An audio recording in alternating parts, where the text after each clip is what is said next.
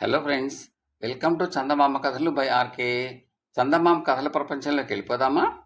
ఇప్పుడు చెప్పబోయే కథలలో మొదటి కథ 3 సూత్రాలు. ఒక గురుకులంలో ఒక పేద విద్యార్థి ఉండేవాడు. గురువుగారు ఇతర విద్యార్థులతో పాటు అతనికి చదువు చెప్పాడు.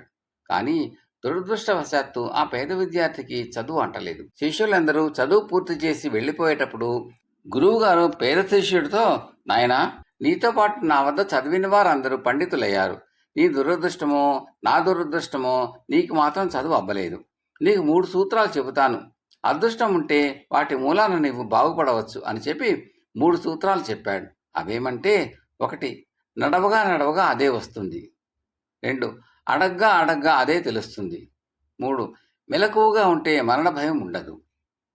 గురువుగారు చెప్పిన ఈ 3 సూత్రాలు చెవిన వేసుకుని శ్రద్ధగా మనన చేసుకుంటూ పేద విద్యార్థి ఇంటికి బయలుదేరాడు. దారిలో అతనికి వేదవతి నగరం చూడాలన్న కోరిక పుట్టింది. అందుచేత అతను ఇంటి దారి విడిచిపెట్టి దారి అడిగి తెలుసుకుంటూ వేదవతి నగర దారి పట్టాడు. ఆ నగరం ఎంత దూరం ఉన్నది శిష్యుడికి సరిగ్గా తెలియదు. అది చాలా దూరం ఉంది. బండి చేసుకుని వెళ్ళటానికి అతని వద్ద డబ్బు లేదు. అందుచేత పట్టుదలగా కాలినడకనే ప్రయాణం చేసి పేద విద్యార్థి కొన్ని మాసాలకు వేదవతి నగరం చేరాడు. గురువుగారు చెప్పిన మొదటి సూత్రం నడవగా నడవగా అదే వస్తుంది అన్నది అతని పట్ల నిజమైంది. వేదవతి నగరం చాలా పెద్దది. దారి తప్పే అంత దూరం వచ్చాక అక్కడే ఒక చిన్న ఉద్యోగం సంపాదించుకుని కొంతకాలం ఉంటే తప్ప తాను పడిన శ్రమకు ఫలితం ఉండదని విద్యార్థికి తోచింది.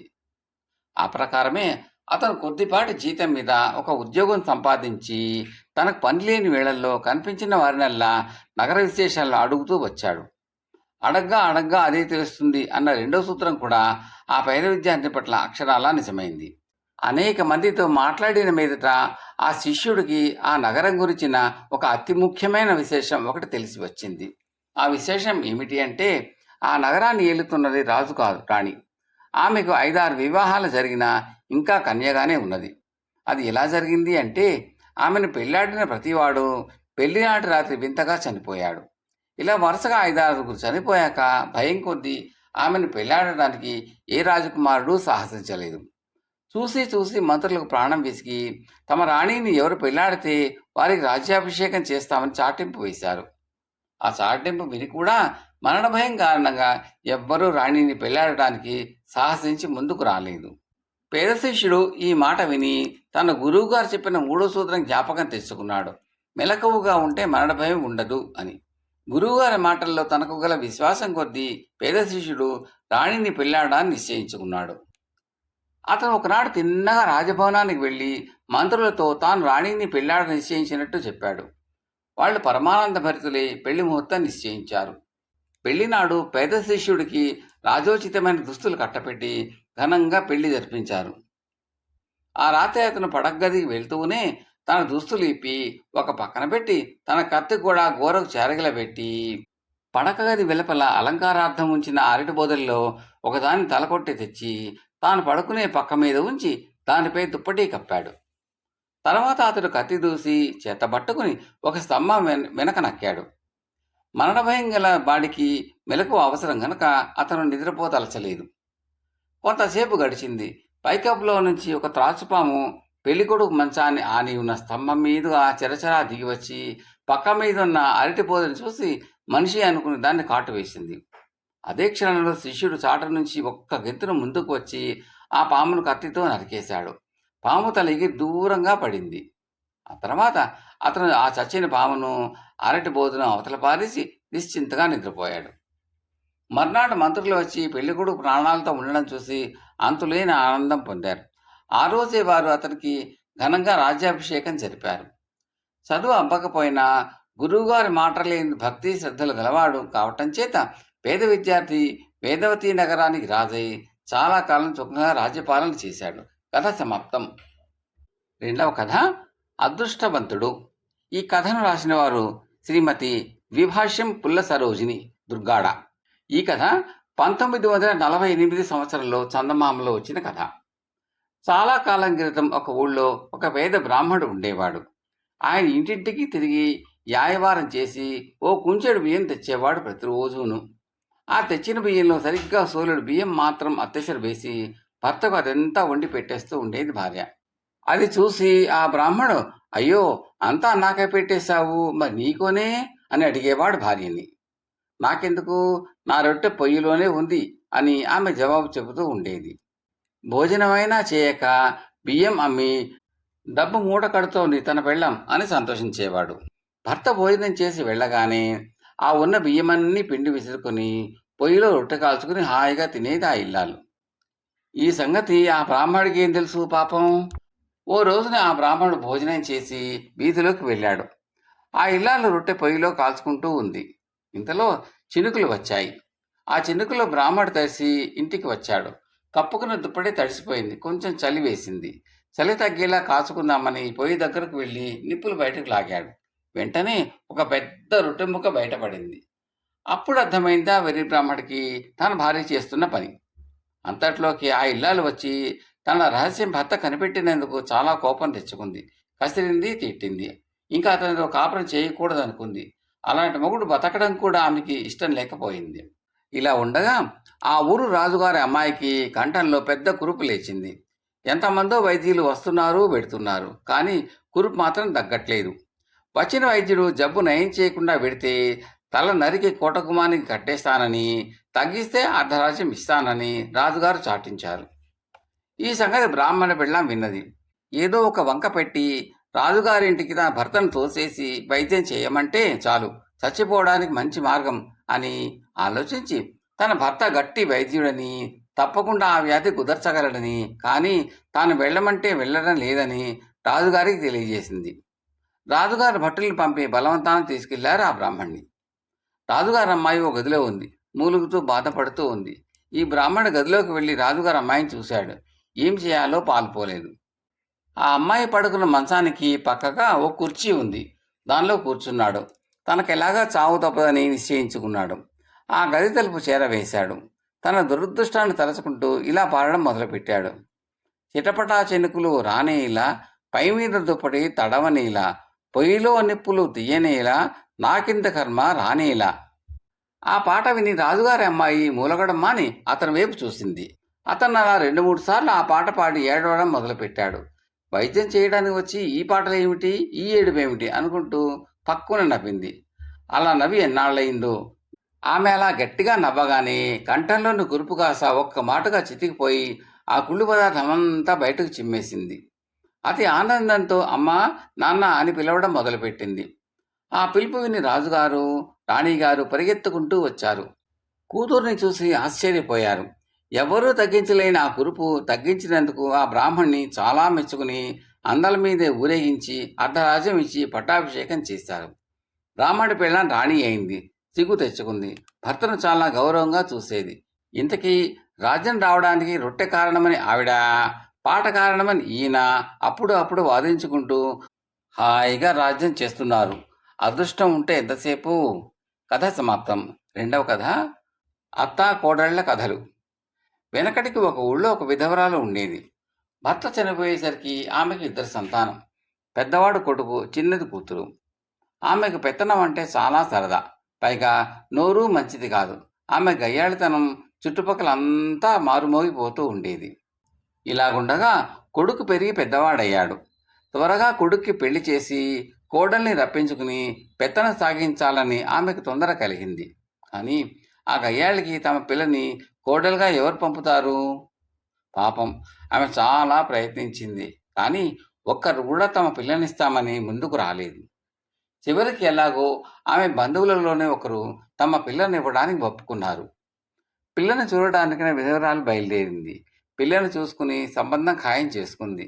ఆ తర్వాత ఆ పిల్ల తల్లితో ఆ మాట ఈ మాట మాట్లాడుతూ, ఏమండి, మన అమ్మాయికి తినడానికి ఏమంటే ఎక్కువ ఇష్టమండి అని అడిగింది ఆ విధవరాలు. మా అమ్మాయికి ఆవకాయ అంటేను, అప్పడాల పిండి అంటేను తగిన ఇష్టం అండి. ఇప్పటికీ నేను ఎప్పుడైనా అప్పడాలు ఒత్తుదామని పిండి దగ్గర పెట్టి కూర్చుంటే అటొచ్చి కాస్త ఇటొచ్చి కాస్త మొత్తం మీద నేను అప్పడాలు ఒత్తడం పూర్తి అయ్యేసరికి 10 అప్పడాలకు సరిపోయే పిండైనా కాజేసి తింటుంది అని చెప్పింది కాబోయే బియ్యపురాలు. కాబోయే కోడలు పక్కనే నుంచుని ఇది విన్నది. అత్తగారు తనకి ఇష్టమైన చేసి పెడుతుంది కాబోలు అని మురిసిపోయింది. ఒక శుభముహూర్తాన వివాహం జరిగింది. కొంతకాలానికి కోడలు కాపరానికి వచ్చింది. అత్త ఎంత గయ్యాళిదో అంత పీనాసి కూడాను. కోడలు కాపరానికి వచ్చాక తను, తన కొడుకు, కూతురు రోజు ఆవకాయ వేసుకుని తినేవారు. కానీ కోడలికి మాత్రం ఒక్క పూట కూడా వేసేది కాదు.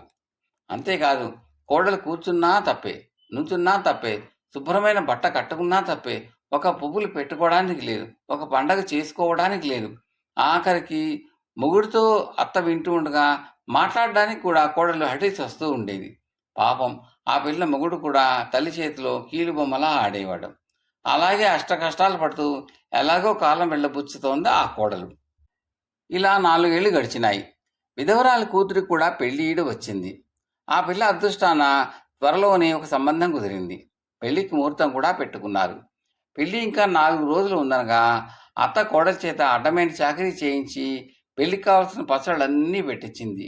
కానీ ఆవకాయ అప్పడాలు మాత్రం తనే పెట్టాలనే నిశ్చయించుకుంది అత్త. కోడలికి ఆ రెండు అంటే ఇష్టం కదా. అందుచేత కోడలు ఆ రెండు రుచి చూడకుండా చేయాలని ఆ గయ్యాళి పట్టుదల. ఆ రోజు ఆవపిండి, కారము చేతులు మంట పుడుతున్నా కానీ ఓర్చుకుని ఆవకాయ తనే పెట్టింది. అప్పడాలు తయారు చేయడం మర్నాటికి తనకే అట్టే పెట్టుకుంది. ఈ సంగతంతా కోడలు చూస్తూనే ఉంది. ఆ రాత్రి కోడలి మొగుడితో ఇలా మాట్లాడుతోంది. ఏమండి, మీ అమ్మగారు మరి ఇంత చుప్పరాత్రి ఏంటండి? పచ్చళ్ళు పెట్టడానికి నా చేత అడ్డమైన చాకరీ చేయించుకుంది. తీరా ఆవకాయ పెట్టాల్సి వచ్చేసరికి ఆ పని నాకు అప్పచెప్తే నేను ఎక్కడ రుచి చూసిపోతానో అని ఆమె స్వయంగా ఇవాళ ఆవకాయ పెట్టింది. రేపు అప్పడాలు చేయబోతున్నారు. నాకు అప్పడాల పిండి అంటే తగని ఇష్టం. ఆవకాయ పెళ్లిలో నలుగురితో పాటు నాకు వడ్డిస్తారేమో అని ఆశపడుతున్నాను.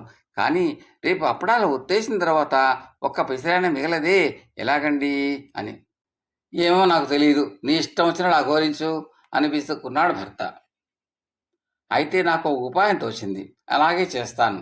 రేపు అప్పడాల పిండి రోట్లో మీ అమ్మగారు దంచిన తర్వాత రోలు కడగవలసింది నా పనే కదా. మన రోలు కూడా మొన్నే కక్కు కొట్టించింది కదా. అక్కడ కొంచెం పిండి అయినా ఇరుక్కుని ఉండకపోదు. ఆ పిండి గీక్కుని తింటాను. ఇంతకు తప్ప నాకు పిండి దక్కే మార్గం కనిపించడం లేదు అని చెప్పింది కోడలు. పక్కనే వసారాలో పడుకున్న అత్త ఈ సంభాషణ అంతా విన్నది. దీని తస్సదియ్యా, ఇదా దీని ఆలోచన? నేనేనా అంత తెలివి తక్కువ దాన్ని అనుకుంటూ అత్త ఒక్కసారిగా లేచి వంటింట్లోకి వెళ్ళింది. ఆ రాత్రే అప్పడాల పిండి అంతా తొక్కింది. ఆ తర్వాత రోలు కడిగి పారేస్తాను, ఇంకా అది గీక్కుతునేదేమిటి అని రోలు కడగబోయింది. కానీ ఆమె పీనాసిది కదా, అంచేత రోట్లో ఇరుక్కున్న పిండి తానే గీరుకుంటే మరో అప్పడానికైనా రాకపోతుందా అనిపించింది. అలా గీకుతూ ఉండగా పిండి రాకపోగా రోటి గతుకుల్లో గోరు పట్టుకుని చిగురు అంటి భగభగ మంట పుట్టడం మొదలైంది. ఇది కాదు పద్ధతి, రోట్ల పిండి కాస్త నేనే నాకుతాను, దాంతో నా కడుపు నిండినట్టు అవుతుంది, దాని కడుపు ఎండినట్టు అవుతుంది అనే ఆలోచన తట్టింది అత్తకి. అంత చక్కటి ఆలోచన తట్టిందన్న సంతోషంలో అత్త తన తలను ఒక్కసారిగా రోట్లో దోచింది. అసలే బోడి తలేమో ఒక్కసారిగా అది కాస్త ఇరుక్కుపోయింది. పాపం ఏం చేస్తుంది? పోనీ అరుద్దామంటే దవడలు కదపడానికి కూడా వీలు లేకుండా ఇరుక్కుపోయింది. పాపం మూలుగుతూ అలాగే ఉండిపోయింది. కానీ ఎవరు విన్నారు ఆమె మూలుగు? పెళ్లి పనులలో చేసి అలసిపోయిన కొడుకు కోడలు గాఢ నిద్రపోతున్నారు. తెల్లవారుతూ ఉండగా పాచి పని చేసే యనాది సుబ్బి అమ్మగారు అంట్లేయండి అంటూ అత్త ఇరుక్కున్న రోటి దగ్గరకు వచ్చి చూసింది. అది చూసి కొడుకుని కోడల్ని కేకబెట్టి లేపింది. వాళ్ళు వచ్చి చూసి తెల్లబోయారు. ఇద్దరు చేరి చాలా ప్రయత్నించారు, కానీ లాభం లేకపోయింది. అప్పుడు ఆ యనాది, అయ్యగారు మీరు ఒక్కసారిగా ఎగిరి అమ్మగారు నడ్డు మీద సతికిలబడండి, తల దానంతో అదే వచ్చేస్తుంది అని సలహా ఇచ్చింది. సరే, కొడుకు అలాగే చేశాడు. ఒక్కసారిగా అత్త యువతల పడింది. మొహవాపుతోనూ నడ్డి తీపుతోనూ పెళ్ళి అయిన వారం రోజుల దాకా ఆమె మంచం దిగితే ఒట్టు.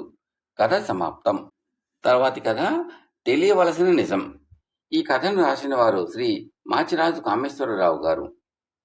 రవీంద్రుడు ఉద్యోగం వెతుక్కుంటూ రాజధాని నగరం బయలుదేరాడు. అతను అక్కడికి చేరేసరికి చీకటి పడింది. ఆ రాత్రికి బస చేయటానికి చోటు ఎక్కడ దొరుకుతుందని ఒక పెద్ద మనిషిని అడిగాడు. ఆ పెద్ద మనిషి రవీంద్రుడి పూర్వాపరాలన్నీ విచారించి తన ఇంటికే తీసుకుపోయి భోజనం పెట్టించి అతిథి మర్యాదలన్నీ చేశాడు. భోజనాలప్పుడు ఆ పెద్ద మనిషికి రవీంద్రుడికి ఒక అమ్మాయి వడ్డన చేసింది. భోజనాలు అయ్యాక ఇద్దరూ విశ్రాంతిగా కూర్చున్నప్పుడు ఆ పెద్ద మనిషి రవీంద్రుడితో, మనకు వడ్డన చేసిన అమ్మాయి నా తమ్ముడి కూతురు. పేరు మాణిక్యం. నా తమ్ముడు రాజుగారి దివాణంలో పనిచేసేవాడు. ఒకసారి దివాణానికి పోతూ ఉండగా ఒక ఆంబోతు కుమ్మి చచ్చిపోయాడు. వాడికి కొడుకులు లేరు గనక వాడి ఉద్యోగాన్ని వాడి అల్లుడికి ఇస్తానని రాజుగారు మాట ఇచ్చారు. నీకు అభ్యంతరం లేకపోతే మా మాణిక్యాన్ని పెళ్ళాడి ఉద్యోగంలో చేరు అన్నాడు. రవీంద్రుడు ఆలోచించాడు. మాణిక్యం అనాకారి కాదు. ఆమెను పెళ్లి చేసుకుంటే తనకు శ్రమ లేకుండా ఉద్యోగం వస్తుంది. వాడు ఇలా ఆలోచించి మర్నాడు తెల్లవారుగానే మాణిక్యాన్ని పెళ్ళాడటానికి తన సమ్మతి తెలిపాడు. మరికొన్ని రోజులకే వాళ్ళ పెళ్లి నిర్విఘ్నంగా జరిగిపోయింది. ఆ తర్వాత త్వరలోనే వాడికి మాణిక్యం నైజం బయటపడింది. ఆమె గర్విష్ఠి, అహంకారీను. తన వల్ల తన భర్తకు ఉద్యోగం దొరికిందని అతన్ని మహాచులకనగా చూసేది. తాను అతని పట్ల నిర్లక్ష్యంగా ఉండడమే కాక అతను అనుక్షణము తనకు కృతజ్ఞుడై ఉండాలని భావించేది. నన్ను చేసుకున్నాడు కాబట్టి ఆయనకు ఈ ఉద్యోగం వచ్చింది. నన్ను చేసుకుని ఉండకపోతే ఆయనకు ఈ ఉద్యోగం వచ్చి ఉండునా అని ఆమె ఇరుగు పొరుగుల దగ్గర గొప్పలు చెప్పుకునేది. ఇదంతా చూసి రవీంద్రుడు బాధపడినా భార్యను పల్లెత్తు మాట అనేవాడు కాడు. మాణిక్యానికి అది మరింత అలుసైంది. మాణిక్యం వైపు చుట్టాలు వైద్యానికనో యాజ్యానికనో రాజధానికి వచ్చి రవీంద్రుడి ఇంట దిగేవాళ్ళు. వాళ్ళు ఒకంతటా వెళ్లేవారు కారు. ఒకవేళ వాళ్ళు వెళతామన్నా మాణిక్యం బలవంతం చేసి వారిని ఆపేసేది. వాళ్ళకి ఏ లోటు లేకుండా జరిపేది. రవీంద్రుడు అది కూడా సహించాడు. మాణిక్యానికి వేలు విడిచిన మేనత్త ఒక ఆవిడ బిత్తంతు మాణిక్యాన్ని చూసే నెపం మీద నలుగురు పిల్లలతో రవీంద్రుడి కొంపలో శాశ్వతంగా తిష్టవేసి కాలక్షేపం కోసం భార్యాభర్తల మధ్య చిన్న చిన్న తంపులు పెట్టి తమాషా చూడసాగింది. మీ మేనత్తకు ఇల్లు వాకిలి లేదా? ఎంతకాలం ఉంటుంది ఇక్కడ అని రవీంద్రుడు ఒకసారి మాణిక్యాన్ని అడిగాడు. మాణిక్యం రెచ్చిపోయి, నీకంటే ఎవరూ లేరు, నాకు బంధుబలగం ఉన్నది, వాళ్ళు వచ్చి తింటున్నారని నీకెందుకు గుడుకుమొత్తనం? వాళ్ళు ఎంతకాలం ఉన్నా నాకు అభ్యంతరం లేదు. నా చలవ వల్లనే కదా ఈ ఇల్లు గడుస్తున్నది. ఈ విషయం నువ్వు మరెన్నడూ ఎత్తకుండా ఉంటే మర్యాదగా ఉంటుంది అన్నది. రవీంద్రుడు ఏమీ అనలేదు. 2 రోజుల అనంతరం వాడు దివాణాన్ని వెళ్ళటం మానేసి ఇంట్లోనే ఉండిపోసాగాడు. ఉద్యోగానికి వెళ్ళటం లేదేమని మాణిక్యం మొగుణ్ణి అడిగింది. ఇంకేం ఉద్యోగం? సత్రం లాంటి ఈ కొంప నడవడానికి జీతన్నాళ్ళు ఏ మూలకు చాలక లంచాలు మరిగి దొరికిపోయాను. ఉద్యోగం కాస్త ఊడింది అన్నాడు రవీంద్రుడు. మాణిక్యం నెత్తి నోరు బాదుకుని నోరు నొప్పి పుట్టేదాకా భర్తను తిట్టిపోస్తుంది. మరి 4 రోజులకు ఇంట్లో ఉన్న డబ్బంతా అయిపోయింది. మేనత్త దగ్గర డబ్బు ఉండడం చూసి మాణిక్యం ఆమెను బదులు అడిగింది. ఆవిడ, ఇది మరీ బాగుంది. ఉద్యోగం సద్యోగము లేనివాడికి మిడకాయ మీద తలకాయ ఉన్నవాడు ఎవడైనా అప్పు పెడతాడా అని వెంటనే మూటా ముల్లై సర్దుకుని తన ఊరు వెళ్ళిపోయింది పిల్లలతో సహా. ఆవిడ బంధుప్రీతి ఎలాంటిదో మాణిక్యానికి అర్థమైంది. ఆ కృతజ్ఞురాలిని వెనకేసి వచ్చి తాను తన భర్తను నానా మాటలు అన్నది. ఆవిడ పోషణ కోసం తన భర్త లంచాలు బట్టి ఉద్యోగం పోగొట్టుకోవలసి వచ్చింది. కానీ ఆవిడ తన అవసరాన్ని ఏమాత్రం లక్ష్య పెట్టకుండా హాయిగా వెళ్ళిపోయింది. మాణిక్యం మొహం చేతుల్లో దాచుకుని వెక్కి వెక్కి ఏడవసాగింది. రవీంద్రుడు మాణిక్యాన్ని ఓదార్చుతూ, ఏడవకు, నా ఉద్యోగం ఎక్కడికి పోలేదు. మనుషుల స్వభావాలు ఎలా ఉంటాయో నీకు తెలియగలందుకు అబద్ధం ఆడాను. బంధువులలో నిజమైన ఆప్తులెవరో మనం 1000 కళ్ళతో కనిపెట్టి ఉండాలి. భార్యాభర్తలు పరస్పరం అర్థం చేసుకుని అన్యోన్యంగా ఉండాలి గాని ఒకరికి ఒకరు కృతజ్ఞులై ఉండటం ఏమిటి? నీ మూలాన నాకు ఉద్యోగం దొరికిన మాట నిజమే, కానీ దాన్ని నిలబెట్టుకునే సమర్థత సామర్థ్యము నాది గాని నీది కాదే. ఈపాటి నిజాన్ని నువ్వు తెలుసుకోవాలి అన్నాడు. అటు తర్వాత మాణిక్యం పూర్తిగా మారిపోయి భర్తతో ఎంతో ఒదికగా ఉంటూ సుఖంగా కాలక్షేపం చేసింది. కథ సమాప్తం. తర్వాతి కథ ముందు చూపు. ఈ కథను రాసిన వారు శ్రీ కోని నాగవెంకట ఆంజనేయులు గారు. హేలాపురిలో నాగేశ్వరుడు అనే సామాన్య కుటుంబీకుడు ఉండేవాడు. అతని భార్య, 2 పిల్లలు. ఒకే ఒక చెల్లెల్ని సుగంధపురి నివాసి అయిన వీరేశానికి ఇచ్చి పెళ్లి చేసి అత్తవారింటికి పంపాడు. ఈ వీరేశం కూడా సామాన్య కుటుంబీకుడే. కొంతకాలం గడిచాక వీరేశం తీవ్రమైన గుండె జబ్బుకు గురయ్యాడు. ఆ స్థితిలో నాగేశ్వరుడి భార్య సావిత్రి భర్తను పోరి వీరేశాన్ని తమ ఇంటికి తెప్పించమన్నది. తర్వాత ఒక మంచి వైద్యుడి చేత అతనికి చికిత్స చేయిస్తూ వీరేశం భార్యతో పాటు తను కూడా అతనికి సపర్యలు చేసి 3 నెలల్లో అతన్ని ఆరోగ్యవంతుడిని చేసింది. వీరేశం అతడి భార్య నాగేశ్వరుడికి, సావిత్రికి తమ కృతజ్ఞతలు చెప్పుకుని వాళ్ళ ఊరు వెళ్ళిపోయారు. ఆ తర్వాత ఒకనాడు నాగేశ్వరుడు భార్య సావిత్రితో, ఆడబిడ్డ మీద, ఆవిడ భర్త మీద ఇంత ప్రేమను చూపే వాళ్లను నేను ఇంతవరకు చూడలేదు. సొంత అన్నకు చేసినట్టు అన్నీ చేసి వీరేశానికి సేవలు చేశావు. అంతేకాక నాతో శతపోరి అతన్ని మన ఇంటికి రప్పించి మరీ వైద్యం చేయించావు. నీలో ఇంత దయాగుణం ఉన్నందుకు నాకు చాలా ఆనందంగా ఉన్నది అన్నాడు. సావిత్రి ఆ మాటలకు కిలకిలమంటూ నవ్వి, నాలో మీరు చూసిన దయాగుణమే కానీ మీరు ఎరుగిన వ్యవహార జ్ఞానం, ముందు చూపు కూడా ఉన్నది అన్నది. ఈ జవాబు అర్థం కాని నాగేశ్వరుడు తెల్లబోయి, అదేమిటి అని అడిగాడు. చూడండి, ఆడబిడ్డ సుమంగళిగా ఉండాలని ఏ వదినైనా కోరుకుంటుంది. సామాన్య కుటుంబీకురాలైన ఆడబిడ్డ మాంగళ్యాన్ని కోల్పోవడం అంటే పుట్టిల్లు చేరడం తప్ప మరే దారి లేదు కదా. మీ బావకు ఏమైనా జరిగితే అప్పుడు మీ చెల్లెలు, ఆమె పిల్లలు అందరూ మన పంచన చేరతారు. అప్పుడు మనం వాళ్ళందరికీ చాకరీ చేయక తప్పదు కదా. ఇదంతా ఊహించి ముందే మీ బావగారికి సేవ చేసి ఆరోగ్యవంతుని చేశాను అన్నది. కథ సమాప్తం. ఈ కంటెంట్ నచ్చితే మీరు లైక్ చేయండి, బంధుమిత్రులు షేర్ చేయండి, సబ్స్క్రైబ్ చేసి గంట సింబల్లో కాల్ కూడా నొక్కండి. ఇలా చేయడం వల్ల నేను పెట్టబోయే తదుపరి వీడియోలన్నీ కూడా చూసి మీరు ఆనందించవచ్చు. చాలామంది చూస్తున్నారు కానీ లైక్ చేయడము, కామెంట్ చేయడం లేదు. దయచేసి అవి చేయండి. అది మాకు ఎంతో ఎంకరేజింగ్గా ఉంటుందండి. Thank you very much.